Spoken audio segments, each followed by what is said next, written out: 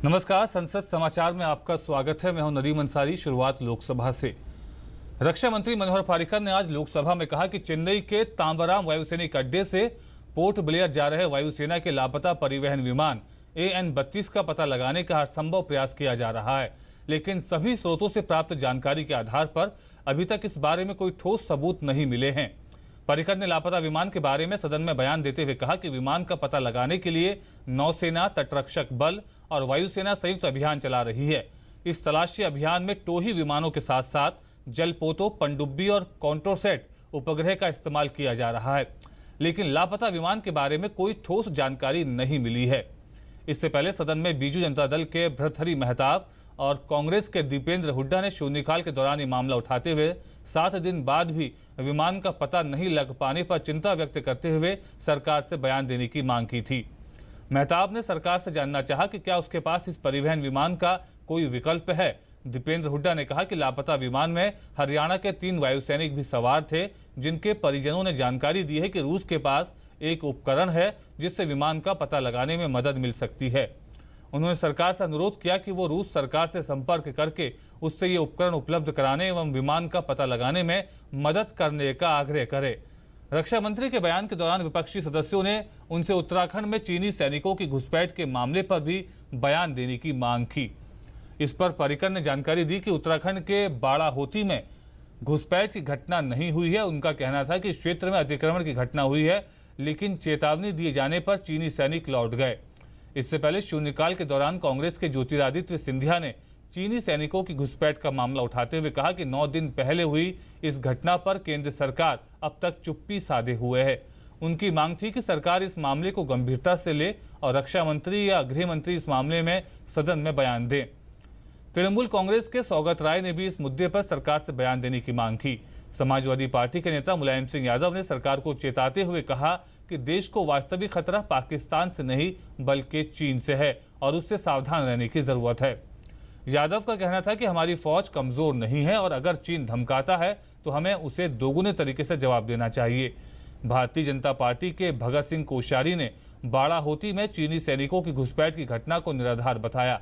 उन्होंने कहा कि उस इलाके के नो मैंस लैंड में चीन के सैनिक अक्सर आते हैं, लेकिन भारतीय सैनिकों के कहने पर वापस चले जाते हैं।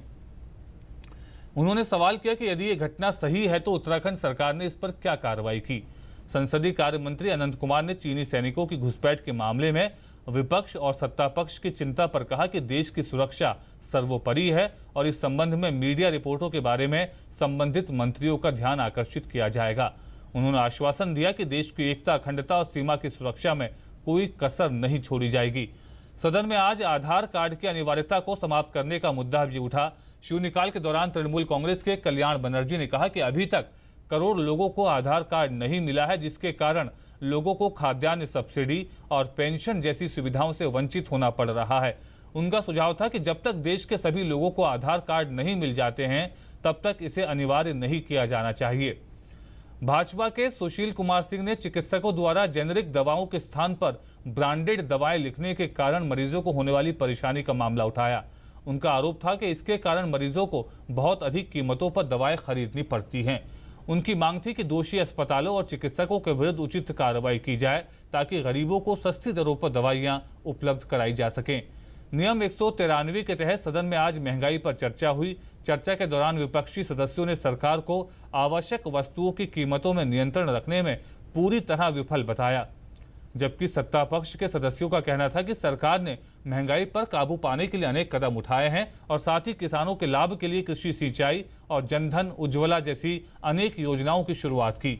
चर्चा की शुरुआत करते हुए मार्क्सवादी कम्युनिस्ट पार्टी के पी करुणाकरन ने खाद्य पदार्थों, खासकर दाल की बढ़ती कीमतों के लिए कालाबाजारी और जमाखोरों को जिम्मेदार ठहराया। कांग्रेस उपाध्यक्ष राहुल गांधी ने महंगाई पर प्रधानमंत्री नरेंद्र मोदी पर तीखे हमले करते हुए कहा कि हर हर मोदी का नारा अब हर हर मोदी में बदल गया है। गांधी का कहना था कि खाद्य पदार्थों, विशेषकर दालों और सब्जियों की लगातार बढ़ रही कीमतों से लोग परेशान हो चुके हैं। उन्होंने कहा कि सरकार ने startup India, stand up India, make in India और स्किल इंडिया जैसे कई कार्यक्रम सिर्फ कागजों पर रह गए हैं। उन्होंने कहा कि सरकार ने उद्योगों के लिए 52,000 करोड़ रुपए का कर्ज माफ किया है, लेकिन किसानों पर यह मेहरबानी क्यों नहीं दिखाई दी। चर्चा में हस्तक्षेप करते हुए वित्त मंत्री अरुण जेटली ने कहा कि ऐसे समय में जब दुनिया की विकास दर नीचे जा रही है और मंदी की स्थिति है, उस दौर में भी हम सम्मानजनक स्थिति में हैं। उन्होंने उम्मीद जाहिर की कि इस बार अच्छी बारिश से अर्थव्यवस्था को लाभ मिलेगा और मुद्रास्फीति भी नियंत्रण में रहेगी। उन्होंने कहा कि सरकार ने बफर स्टॉक को 20 लाख टन तक ले जाने का लक्ष्य रखा है। जेटली ने कहा कि ग्रामीण सड़कों पर 3 गुना ज्यादा खर्च किया गया है। इसके अलावा ग्रामीण स्वच्छता और सिंचाई के लिए उठाए गए कदमों से देश के किसान का हित होगा। महंगाई पर हुई चर्चा का उत्तर देते हुए उपभोक्ता मामले, खाद्य एवं सार्वजनिक वितरण मंत्री रामविलास पासवान ने कहा कि पिछले 1 वर्ष के दौरान कुछ वस्तुओं को छोड़कर अधिकतर खाद्य पदार्थों की कीमतों में वृद्धि नहीं हुई है। चर्चा में भाजपा के हुकुमदेव नारायण यादव और रीता पाठक, तृणमूल कांग्रेस के सौगत राय, बीजेपी के भृतहरि मेहताब, आरजेडी के जयप्रकाश नारायण यादव और राजेश रंजन, जेडीयू के कौशलेंद्र कुमार, आईएनएलडी के दुष्यंत चौटाला, कांग्रेस के केवी थॉमस, आरएसपी के एनके प्रेमचंद्रन ने हिस्सा लिया। और अब समाचार राज्यसभा से। राज्यसभा में आज विपक्ष ने सब्सिडी वाली एलपीजी, पीडीएस आपूर्ति, पेंशन आदि सरकारी फायदे लेने के लिए आधार कार्ड को अनिवार्य बनाए जाने का विरोध करते हुए भारी हंगामा किया, जिसके कारण 2 बार के स्थगन के बाद दोपहर 12:25 पर बैठक अपराह्न 2 बजे तक के लिए स्थगित कर दी गई। विपक्षी तृणमूल कांग्रेस, बीजेडी एवं सपा ने इस मुद्दे पर कार्यस्थगन नोटिस दिया था। इस मुद्दे का कांग्रेस एवं वाम दलों ने भी समर्थन किया। आज सुबह सदन की बैठक शुरू होने पर सपा के नरेश अग्रवाल, तृणमूल कांग्रेस के डेरेक ओब्रायन एवं बीजेपी के दिलीप तिर्की ने कहा कि उन्होंने नियम 267 के तहत नोटिस दिया है। इस पर उपसभापति पीजे कुरियन ने कहा कि उनके नोटिस को स्वीकार नहीं किया गया है। सपा के रामगोपाल यादव ने कहा कि केंद्र ने राज्य सरकारों को यह दिशा निर्देश जारी किया है कि जिन लोगों के पास आधार कार्ड नहीं है उन्हें राशन कार्ड, लाभ, पेंशन एवं सब्सिडी वाली रसोई गैस देना बंद किया जाना चाहिए। उन्होंने कहा कि चूंकि देश की 40% आबादी के पास आधार कार्ड नहीं है, इसलिए इस कदम से गरीबों पर विपरीत असर पड़ रहा है। डेरेक ने कहा कि केंद्र की भाजपा सरकार सहकारी संघवाद की बात करती है, किंतु राज्यों से विचार विमर्श किए बिना निर्णय करती है।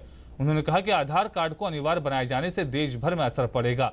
बीजेपी के दिलीप तिर्की ने कहा कि ओडिशा की 20% आबादी के पास आधार कार्ड नहीं है, इसलिए केंद्र के निर्देश से केवल गरीबों के लिए समस्या होगी। इन चिंताओं का जवाब देते हुए शहरी विकास तथा सूचना एवं प्रसारण मंत्री एम वेंकैया नायडू ने कहा कि संसद में पारित कानून के अनुसार सरकारी लाभ प्राप्त करने के लिए आधार कार्ड होना चाहिए। उन्होंने कहा कि सरकार ने सदस्यों द्वारा उठाई गई चिंता का संज्ञान लिया है। यदि आवश्यकता पड़ी तो आवश्यकता निर्देश जारी किए जाएंगे। पेट्रोलियम मंत्री धर्मेंद्र प्रधान ने कहा कि जिन लोगों के पास आधार कार्ड नहीं है उन्हें अगले 3 माह के भीतर इसे लेने को कहा गया है। उनकी रसोई गैस सब्सिडी को अलग रखा जाएगा, इसे काटा नहीं जाएगा। जदयू के शरद यादव ने कहा कि गरीबों को प्रभावित करने वाले फैसले पूरी संवेदनशीलता के साथ लिए जाने चाहिए। शहरी विकास मंत्री नायडू ने कहा कि आधार कार्ड जारी करने की प्रक्रिया को तेज करना होगा। अभी तक 100 करोड़ आधार कार्ड जारी किए जा चुके हैं तथा कुछ बचे हुए हैं।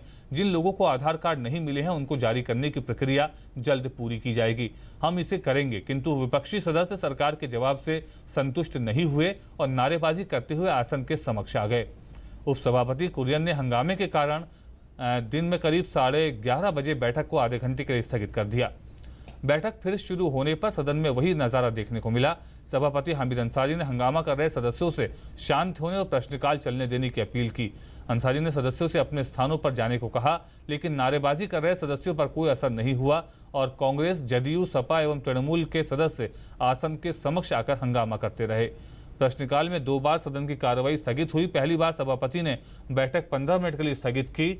अब बैठक फिर शुरू हुई और हंगामा जारी रहा तो उन्होंने दोपहर 2 बजे तक के लिए बैठक स्थगित कर दी। राज्यसभा में आज रसायन एवं उर्वरक मंत्री अनंत कुमार ने सभी लोगों को सस्ती कीमत पर दवाइयां उपलब्ध कराने की प्रतिबद्धता जताई और कहा कि सरकार की योजना देश भर में 3000 जन औषधि स्टोर खोलने की है। उन्होंने कहा कि सरकार फार्मा विपणन पद्धतियों के लिए समान संहिता तैयार करने पर भी विचार कर रही है। इसके साथ ही उन्होंने दवाइयां तैयार करने वाली सार्वजनिक क्षेत्र की इकाइयों को बंद किए जाने की आशंका को भी खारिज कर दिया और कहा कि सरकार का इरादा सभी ऐसी इकाइयों को चालू रखने का है। उन्होंने कहा कि सरकार इन इकाइयों की क्षमता बढ़ाने के लिए कदम उठा रही है, जिससे आने वाले समय में ये इकाइयां लाभ कमाने की स्थिति में आ जाएंगी। अनंत कुमार ने देश में औषधि मूल्य निर्धारण नीति की गैर मौजूदगी के कारण आवश्यक दवाइयों के उच्च मूल्यों के संबंध में सपा सदस्य नरेश अग्रवाल के ध्यानाकर्षण प्रस्ताव पर विभिन्न सदस्यों द्वारा पूछे गए स्पष्टीकरण का जवाब दे रहे थे। इस ध्यानाकर्षण प्रस्ताव पर चर्चा में अधिकतर सदस्यों ने लोगों को, खासकर गरीब तबके को, उचित कीमत पर गुणवत्तापूर्ण दवाइयां मुहैया कराने की जरूरत पर बल दिया। माकपा के रीताव्रत बनर्जी ने आवश्यक दवाइयों की सूची तैयार करने की जरूरत पर बल दिया। वहीं बसपा के मुनकाद अली ने डॉक्टरों द्वारा महंगी दवाइयां लिखने से गरीबों को होने वाली परेशानी का जिक्र किया। कांग्रेस के शांताराम नाइक ने कुरियर के जरिए दवाइयों की बिक्री का मुद्दा उठाया और इस पर नियंत्रण के लिए कदम उठाए जाने की मांग की। भाजपा के प्रभाकर कोरे ने नकली दवाइयों की समस्या का जिक्र किया। वहीं कांग्रेस के नरेंद्र बुढ़ानिया ने डॉक्टरों द्वारा जरूरत से ज्यादा जांच कराने और दवाइयां लिखे जाने का जिक्र किया। द्रमुक के टी शिवा, भाकपा के डी राजा, कांग्रेस के आनंद भास्कर रापोलू, अन्ना द्रमुक के आर लक्ष्मण, भाजपा के विकास महात्मे, तृणमूल कांग्रेस के अहमद हसन और बीजेपी के एयू सिंह देव ने भी स्पष्टीकरण मांगे। उच्च सदन ने राज्यों को प्रतिकारात्मक वन रोपण निधि से सुगमता से धन दिलवाने के मकसद से लाए गए एक विधेयक को आज मंजूरी दे दी। सरकार ने आश्वासन दिया कि इस राशि के इस्तेमाल में ग्राम सभाओं से विचार विमर्श किया जाएगा। वन एवं पर्यावरण मंत्री अनिल माधव दवे ने प्रतिकारात्मक वन रोपण निधि विधेयक 2016 पर राज्यसभा में हुई चर्चा का जवाब देते हुए कहा कि इससे राज्यों को करीब 42,000 करोड़ रुपए मिलेंगे। उनके जवाब के बाद सदन ने इसे ध्वनिमत से पारित कर दिया। लोकसभा इसे पहले ही पारित कर चुकी है। इससे पहले विधेयक पर चर्चा में भाग लेते हुए अधिकतर दलों के सदस्यों ने इस विधेयक का समर्थन करने के बावजूद आदिवासियों एवं वनवासियों के अधिकारों को सुरक्षित करने पर बल दिया। सदस्यों का कहना था कि इस विधेयक में ग्राम सभाओं को निर्णय प्रक्रिया में समुचित भागीदारी दी जानी चाहिए।